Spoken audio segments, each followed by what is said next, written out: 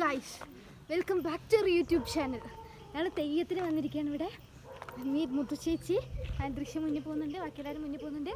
നമ്മളിപ്പോൾ പോകുന്നത് ലേറ്റ് ആയതുകൊണ്ട് ഞങ്ങൾ ഏറ്റവും ബേക്കിലായിപ്പോയി. തെയ്യം കാണണമെങ്കിൽ നമ്മുടെ വടക്കേ മലബാറിലേക്ക് തന്നെ പോകണല്ലേ. അങ്ങനെ ഞങ്ങളും പോയി തെയ്യം കാണാൻ വേണ്ടിയിട്ട് കോഴിക്കോടേക്ക്. മാർച്ച് 11, 12, 13 ദിവസങ്ങളിലായിട്ടാട്ടോ ഇവിടെ തെയ്യം നടക്കുന്നത്. കഴിഞ്ഞ വർഷം ഞങ്ങൾ വന്നിട്ട് തെയ്യം കാണാൻ പറ്റാതെ പോയ സങ്കടം ഈ വർഷം ഞങ്ങൾ തീർത്തു. അപ്പോൾ ആദ്യത്തെ ദിവസം വ്ലോഗ് എടുക്കാനൊന്നും ഞങ്ങൾ നിന്നില്ല. എന്താണെന്ന് വെച്ചിട്ടുണ്ടെങ്കിൽ ഇത് കാണാനുള്ളൊരു എക്സൈറ്റ്മെൻ്റ് ആയിരുന്നു. രണ്ടാമത്തെ ദിവസമാണ് ശരിക്കും വ്ലോഗ് എടുക്കേണ്ട കാര്യമൊക്കെ ഓർത്തത് തന്നെ. അപ്പോൾ രണ്ടാമത്തെ ദിവസം ഇളനീർ വരവും തണ്ടാൻ വരവും ഒക്കെ കഴിഞ്ഞിട്ടാട്ടോ തെയ്യം തുടങ്ങുന്നത്.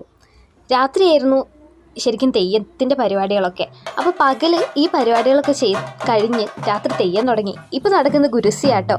ഗുരുസി കണ്ടുകൊണ്ടിരിക്കുന്ന ഗുളികൻ വെള്ളാട്ടാട്ടോ. ഇത് ഗുളികൻ വെള്ളാട്ടം കഴിഞ്ഞ് കുട്ടിച്ചാത്തൻ്റെ വെള്ളാട്ടം ഉണ്ടായിരുന്നു കേട്ടോ.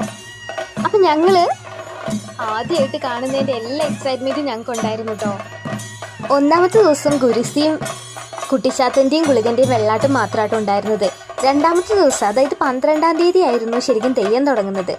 അന്ന് ഇളനീർ വരവും തണ്ടാൻ വരവും ഒക്കെ കഴിഞ്ഞിട്ടായിരുന്നു തെയ്യം തുടങ്ങിയിരുന്നു. ഈ തെയ്യം നടക്കുന്നതിൻ്റെ ഇടയ്ക്ക് തന്നെ പൂക്കലശം വരുന്നുണ്ട് കേട്ടോ. പൂക്കലശം കാണാൻ അടിപൊളിയായിരുന്നു.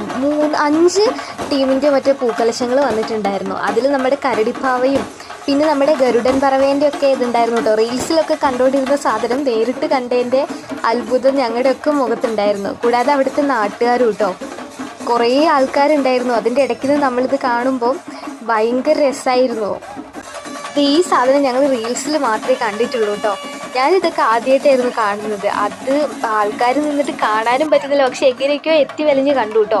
ഈ തീയിൻ്റെ ഉള്ളിൽ കയറിയിട്ടായിരുന്നു ഈ ഗരുഡൻ പറവയുടെ ഈ ഒരു ഇതുണ്ടായിരുന്നത്. നേരിട്ട് കാണുമ്പോൾ കുറച്ചുകൂടി സ്പീഡ് തോന്നുന്നുണ്ട്, പക്ഷെ ക്യാമറയിൽ കാണുമ്പോൾ അത്രയില്ല. പക്ഷെ നേരിട്ട് കാണുമ്പോൾ അടിപൊളിയായിരുന്നു കേട്ടോ. ഈ പൂക്കലശം വരവ് നടന്നുകൊണ്ടിരിക്കുമ്പോഴും ഇത് ഏകദേശം രാത്രി 10:30 കഴിഞ്ഞിട്ടുള്ള പരിപാടിയായിരുന്നു കേട്ടോ. ഇത് നടന്നുകൊണ്ടിരിക്കുന്നതിൻ്റെ ഇടയ്ക്ക് നമുക്കവിടെ തെയ്യം നടക്കുന്നുണ്ട്. ബാക്കി അടുത്ത പാർട്ടി കാണാൻ കേട്ടോ.